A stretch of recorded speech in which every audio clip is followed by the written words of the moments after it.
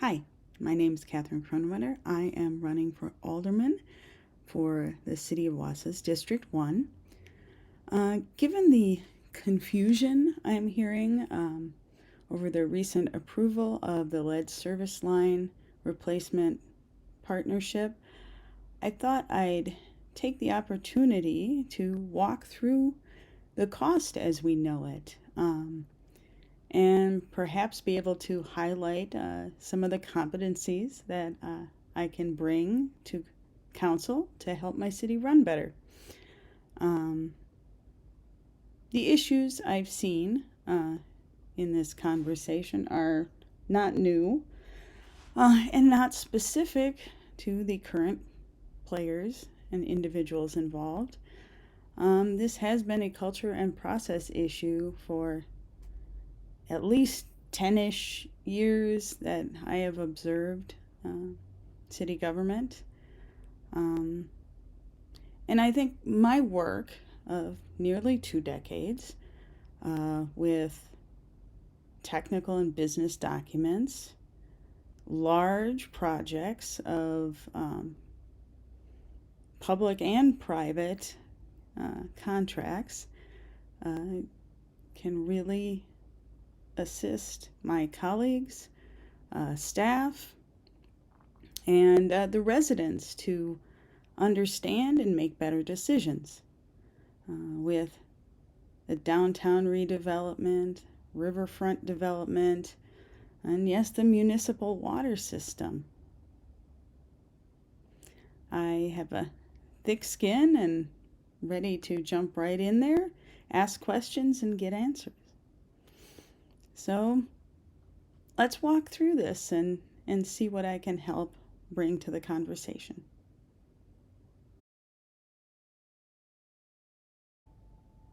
It seems like we're getting inconsistent information from staff and from the mayor as to what the cost of this plan is to the city and the residents. We're talking about free for the homeowner. So let's look at this. Compensation. Article 6. The city shall pay and reimburse the manager on a monthly basis the direct costs. Direct costs means the costs incurred and paid or payable by the manager in connection with the performance of work proposed in each project, book, and the program. These costs shall include all costs associated with contractors and subcontractors directly working on work related to the program. Not just lead line replacement, the entire program. Not just putting down pipes, but all this infrastructure we're building in order to support this process,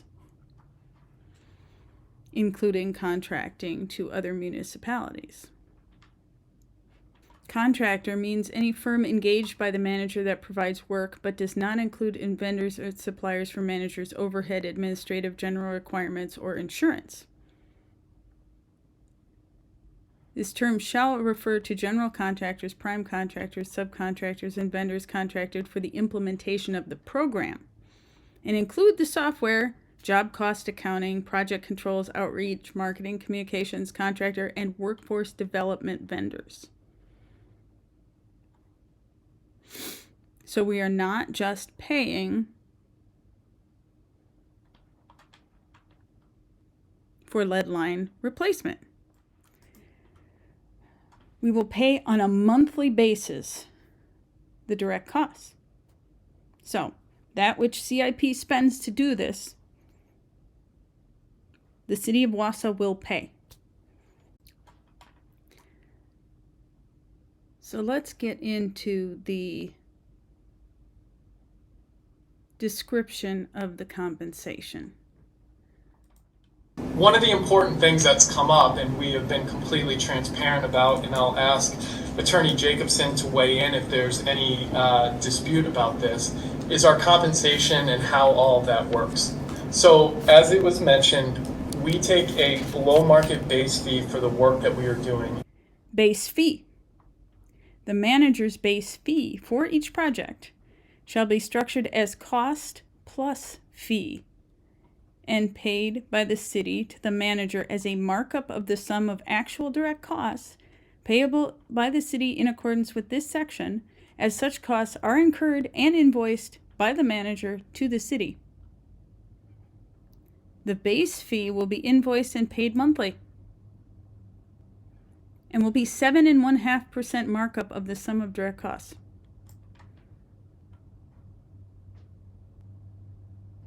So if they spend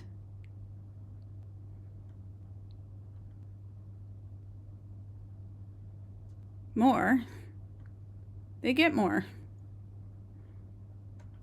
Only earn our full fee after all the lines are replaced and assessed by a third party, neutral third party hired by the city, and who evaluates that it was done to code and that the house was put back the way it was, whether that's yard, basement, whatever that is. Then and only then are our governing KPIs assessed to ensure that we perform to the standards within the contract. They only get their full fee if they perform. They get their base fee either way. Performance-based fee. So this is the fee that we keep talking about. And this is where those KPIs or key performance indicators come into play. This is the part of the contract that's performance-based and only paid after work is confirmed or validated, inspected, approved. Again, they are cost plus fees. These fees will be derived and applied to all direct costs. The manager's achievement of each of the KPIs shall earn a corresponding fees in the amount of 1% for a maximum of 5% cumulative performance-based fees. So if they meet all the performance requirements, they get an extra 5%. So the performance-based fee we keep talking about is 5%. The base fee is 7.5%. So they actually get more from their base fee than they get from their performance-based. But we keep talking about the performance-based as being our important piece. That's not the most cost. The most cost is the actual program costs and the base fee.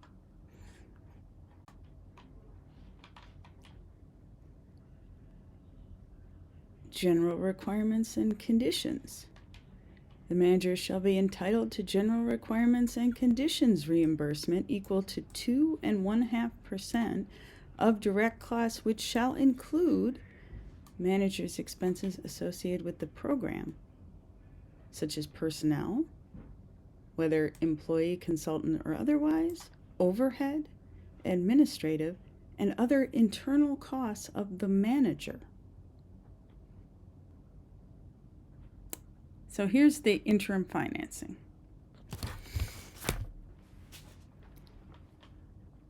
Time is of the essence in creating the program and performing the work. To avoid foreseeable delay, we're going to hurry up. Prior to receiving funding, and if they are required to begin work prior to the receipt of funding, the manager shall advance the costs, and this will be deemed interim financing. Flat interest rate of 8%.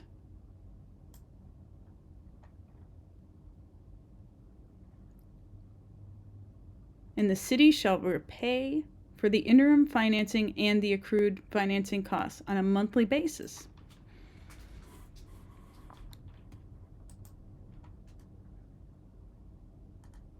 In the alternative, we can prepay prior to receiving grant funding without knowing the certainty of funds, I'd be a little worried about an 8% annual interest rate adding up over time. Can I interrupt maybe? Yes. I feel that anything about interim financing would have to be agreed to by a policy body, whether that's the utility, whether that's the council, whether it's both. Mm-hmm. So I would hope so, but we didn't put that in the contract. We gave them a blank check interim financing clause. If they front the money, we're paying the interest, period. We have already approved this. This agreement, including the schedules attached, constitutes the entire and complete agreement, supersedes all prior or contemporaneous understandings, arrangements, and commitments, whether oral or written. So we have just walked through most of the compensation section of the contract for the fees and cost descriptions involved. But how has this fee structure been explained to council? So thank you for that, because I think it's important to recognize what the performance indicators are of the contract. And I think that's part of what I was getting at with my ask of what the contract actually entails is, so CIP is not doing the physical line replacement. They're not getting paid until the work that's been done by local contractors has been inspected by a third-party inspector.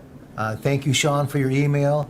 Thank you, Ann, for the conversation we had this afternoon. And I just don't see where this is going to turn out to be another Franz debacle, you know, especially when you're looking at a performance contract. But there is a big chunk that is not performance. And there's a discussion from the earlier approval meeting that we can look at, which speaks specifically to why Mr. Larson believes that this is a performance contract. There's no monies to be extended. So let's go back to December when the plan was actually approved unanimously, when everyone was on board. There were a lot of questions that were asked but not answered, or answered in a way that obfuscates reality.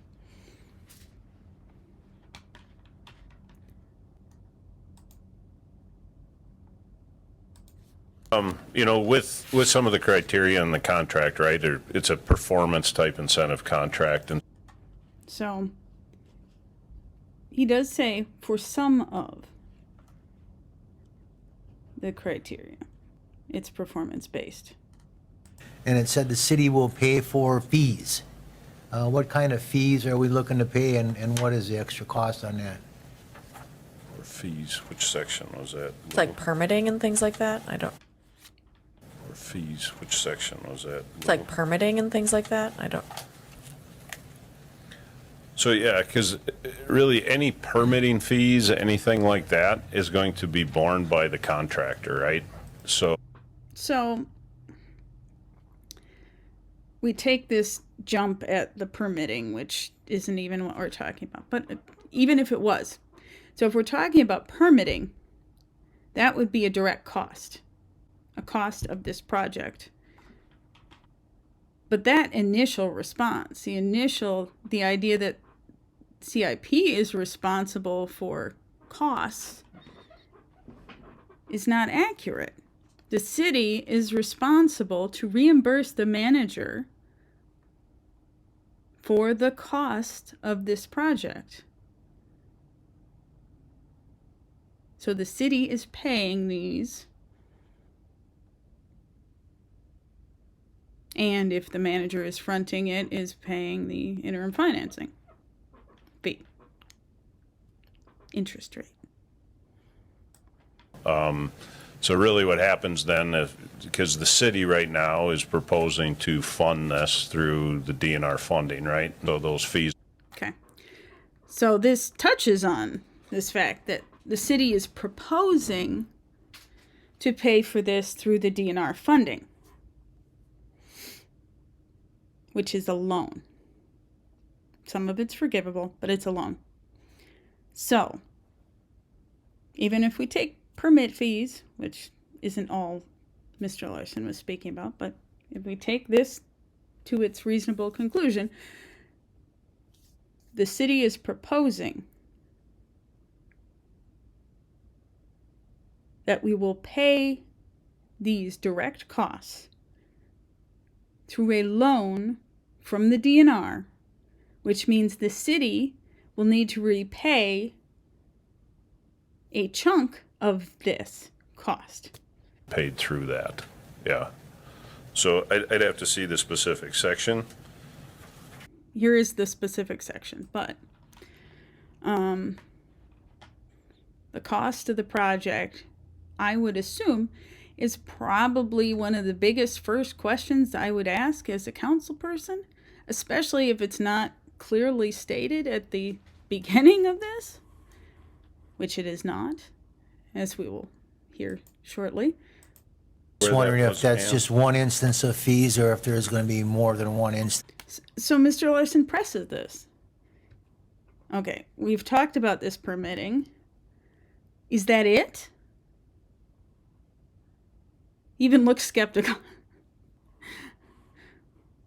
So he's not, he didn't leave this and say, okay, you talked about this one, but this is the only fee?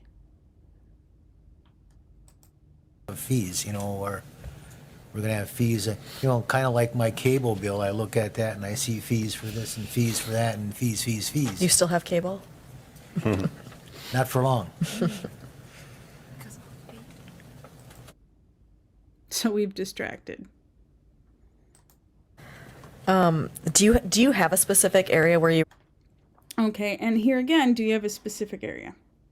What he said is, what are the fees? It seems appropriate to me that if presented to council is a contract, somebody on staff somewhere can speak to the cost of this project to the city. And if not, we need to step away and come back when we can discuss the actual cost to the city of this project. And it's fine to have things that are open-ended or contingent or based on risk, but then that needs to be spelled out. Say, we're estimating this portion depends, and this is worst case scenario, best case scenario, whatever, but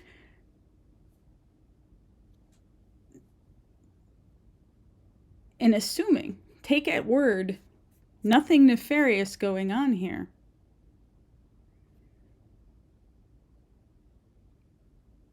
This does not seem to be the level of competence or preparedness necessary of staff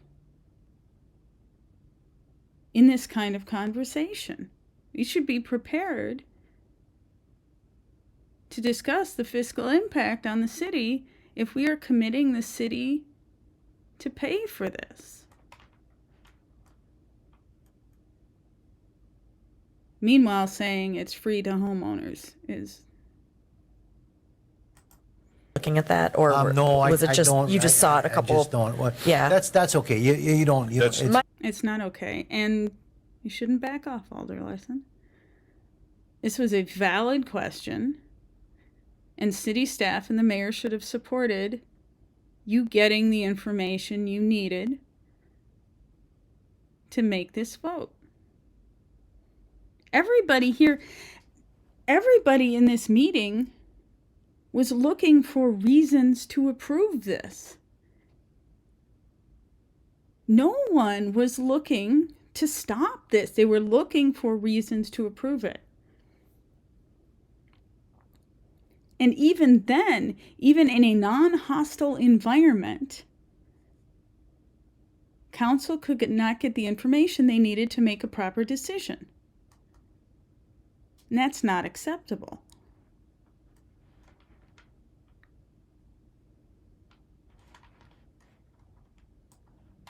hold on.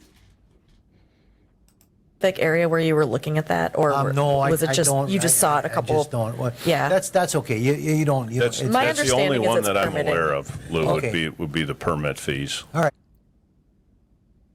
So the mayor actually says, my understanding would be permitting. And then Mr. Lindman says, that's the only one I know of. Is permitting even in here? Actually, it doesn't even address cost. There are no permitting fees even in this. So the idea that this is the only fee and the only one either staff nor the mayor knows about,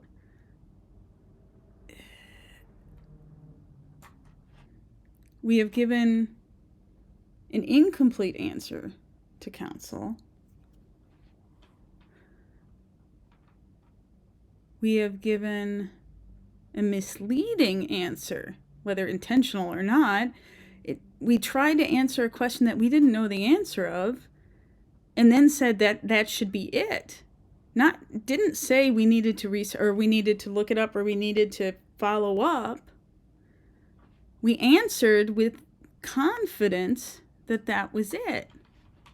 Specific area where you were looking at that, or No, was it I just don't. you just saw it a couple? I just don't. What? Yeah. That's okay. You don't. That's, it's- My that's the only understanding is one it's that I'm permitted. aware of, Lou, Okay. would be the permit fees. all right. Thank Okay. you. Well, there's section 6.2, it's all about under Article 6 compensation, Eric. So section 6.2, the base fee There we go. for the All right. So Attorney Jacobson does bring up and point council to that section. project, and then they talk about performance-based fees in Oh, section that, 6.3. they might be talking about those, yeah. Yeah, how they've described their fees on how we're paying them, right, under performance incentives. So the performance-based fee with what the mayor indicated, the KPIs are the key performance indicator. Okay, so he just hopped right over the section that Attorney Jacobson pointed him to.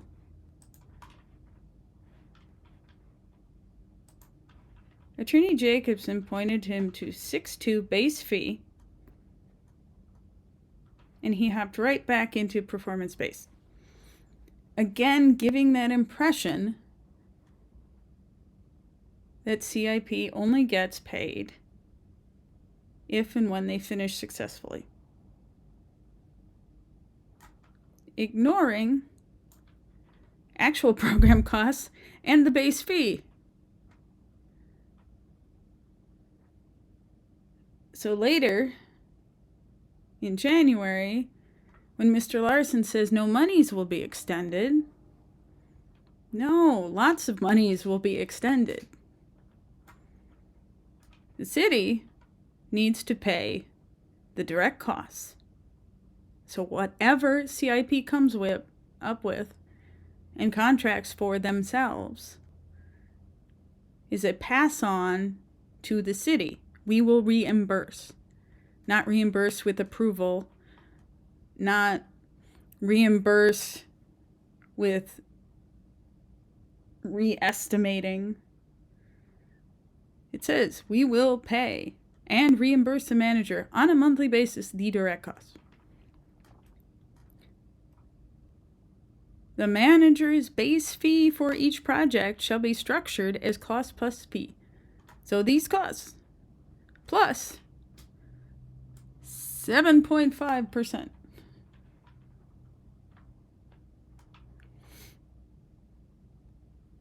So direct costs plus 7.5%. And then, if they meet their KPIs, they get an additional up to 5%. So their fee is 12.5% potentially of whatever they spend for lead line replacement and the program, which includes these other pieces, workforce development, plus the interim financing 8% if they extend those before we get funding, which they are going to do, which they're already planning to do, unless we prepay.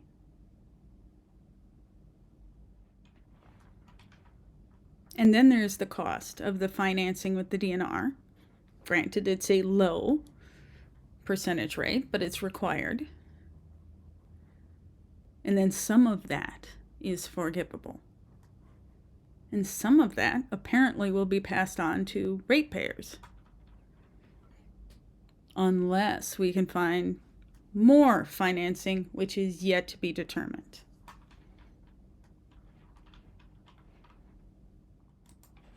They're calling those a performance-based fee, so, They're not just you know, calling it a those are performance fees fee. that we'll be responsible for as well. All right, thank you. The base fee and the performance-based Alder fee Dinney. is what we are responsible. Thank you, Mayor. And I guess along the line of what Lou Larson was asking, we show a fiscal impact is blank. Can we have some numbers on the second page? Do we have, And here we go.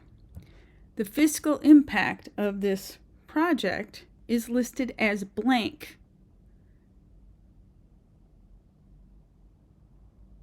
do we have a rough idea what this will impact the city? I believe I had a memo in there that went to the waterworks that had the breakdown of what we're, Right, the memo says total 5.7, principal forgiveness 3.6. Yes, that's Right. what we received from the state. Subsidized loans 1.1. Will we have to, is that a function of that 2.1? We're going to have to bond for that? Or is that a special program? That's through the state, the DNR, Yep. Clean Drinking Water Fund. So no, it is not a bond, but we are borrowing it from the DNR. Or Clean Water Fund. Sorry, there's Clean and Safe. I just the safe drinking water loan, yeah. Safe. So we can't get the principal forgiveness without taking the subsidized loan. So we have to take both of them. Now, CIP is continuing to look at other funding sources to help offset that. I've had a lot they're of continuing conversations to- with yeah. foundations, national foundations, folks that care about getting let out of everything from housing to pipes. Right. So I think that So again, we bring up the housing, which is the lead paint removal HUD grant, which has absolutely nothing to do with lead pipe replacement, except that it would appear from this discussion that the lead paint removal is also being wrapped into this program. Unless it's not, and it's not part of the program, so then I don't know why it keeps coming up. That grant, the grant for lead paint removal would not be used to offset the money for the pipe replacement. It might be related, but it's not the same thing. And if this program is about lead pipe replacement and not about general lead removal, or have we expanded the scope?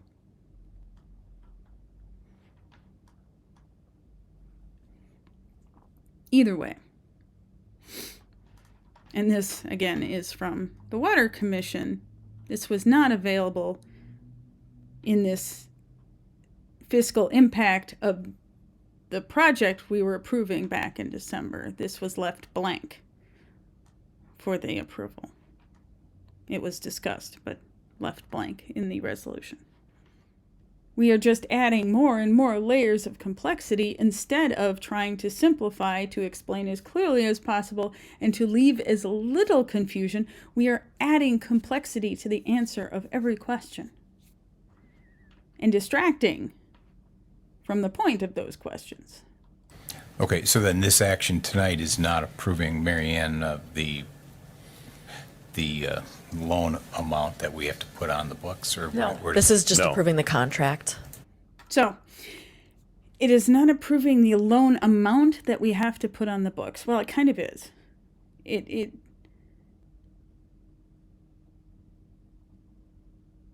it is approving CIP to move forward with the contract.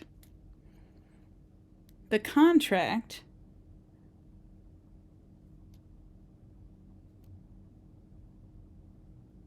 allows CIP to move forward spending money to implement the project books and the program. The contract commits the city to pay for their direct costs.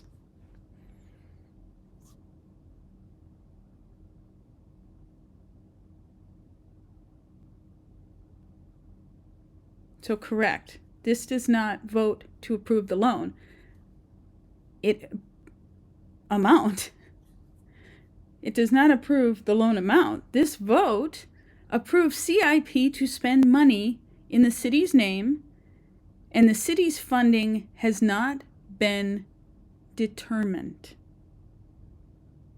The contract does not limit spending except by whatever process these program and project books are approved, which doesn't seem to be in front of council, since council doesn't even know the status of the current project books for 2024 and 2025.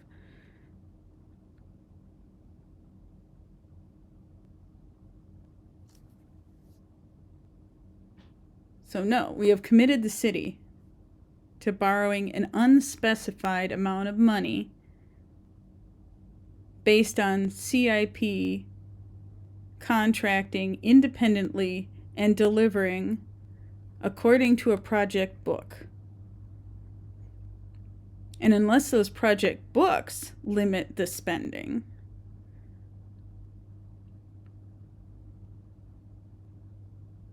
I don't see how council gets to weigh in on limiting that cost. And the city staff and the mayor at this point can't speak to how this would be limited.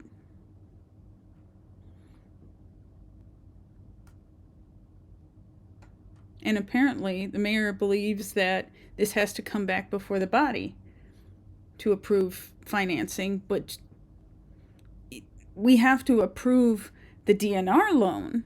I would agree with that. But the financing that CIP is putting forth based on the interim financing clause of that contract, nowhere in there does it say they will limit their spending to the amount of funding we have approved. It says whatever direct costs to deliver what is agreed upon in the project book and to deliver the program.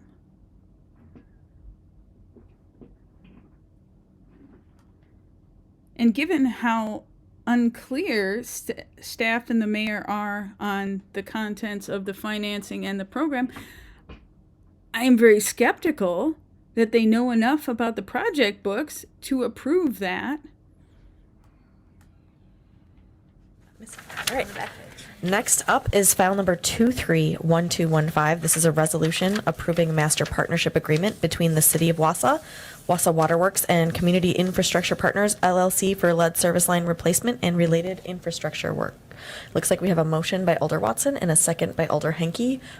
This is the hullabaloo about replacing all of our lead service lines. We're inventing the wheel. There's an old saying in Tennessee, I know it's in Texas, probably in Tennessee, that says, "Fool me once, shame on you." If fool me, we can't get fooled again.